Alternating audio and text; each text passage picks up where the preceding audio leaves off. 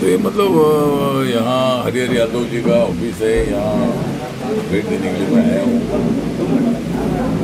और Republican party of India party सभी जाति धर्म भाषा के लोगों को न्याय देने वाली पार्टी है।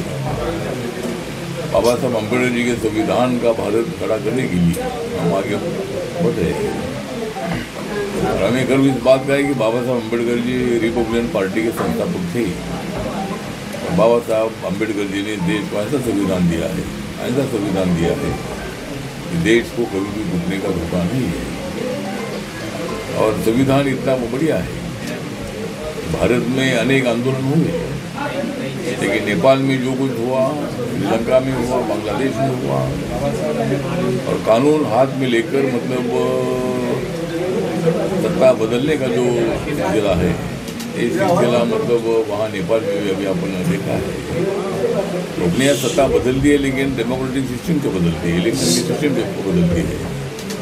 हमारे संजय राउत जी मतलब झूठे बोलने में बहुत बड़े माहिर है। और वो बोलते हैं कि भाई यहाँ अपने देश में, महाराष्ट्र में और अपने देश में भी ऐसी स्थिति पैदा हो सकती है।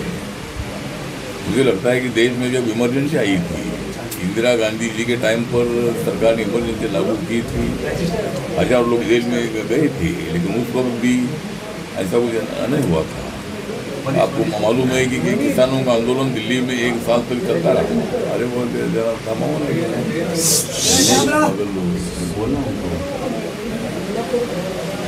किसानों का आंदोलन भी मतलब वहाँ दिल्ली में 1 साल भर चलता रहा। अनेक आंदोलन हुए हैं। हमने तो नामांतर के लिए बाबा साहब के नाम के लिए 17 साल आंदोलन किया था, लेकिन डेमोक्रेटिक सिस्टम में मतलब हम लोग आंदोलन न करते हैं। और जब एकदम कानून हाथ में लेने की नौबत आती है, तब मुझे लगता है कि उनको सबक सिखाया जाता है। और इसीलिए नेपाल जैसी स्थिति यहाँ पैदा नहीं हो सकती है। संजय राउत बोलते हैं कि भाई यहाँ ऐसा हो सकता है, लेकिन ऐसा बिल्कुल नहीं होगा। सुप्रीम कोर्ट ने भी बोला है कि भाई अपना संविधान इतना बढ़िया है, देश में ऐसा कभी नहीं हो सकता है। तो हम लोग सब गरीबों के लिए काम कर रहे हैं। अभी हमारी मांग है कि भाई मुंबई को सुंदर बनाने का प्रयत्न हो रहा है नरेंद्र मोदी जी के नेतृत्व में, लेकिन झुग्गी झोपड़ी में रहने वाले लोगों को बड़ा मकान मिलना चाहिए।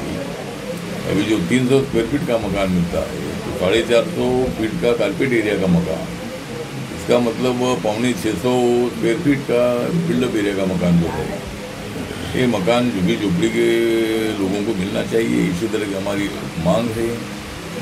उसके साथ साथ मुंबई का जो ट्रैफिक है, उस ट्रैफिक को ठीक ठाक करने के लिए और भी कोई नया मतलब कोई और ब्रिजेज जो है 10-12 डायरेक्ट और ब्रिज अगर बनते हैं, तो ट्रैफिक में लोगों का टाइम जाता है वो थोड़ा सा नहीं जाएगा।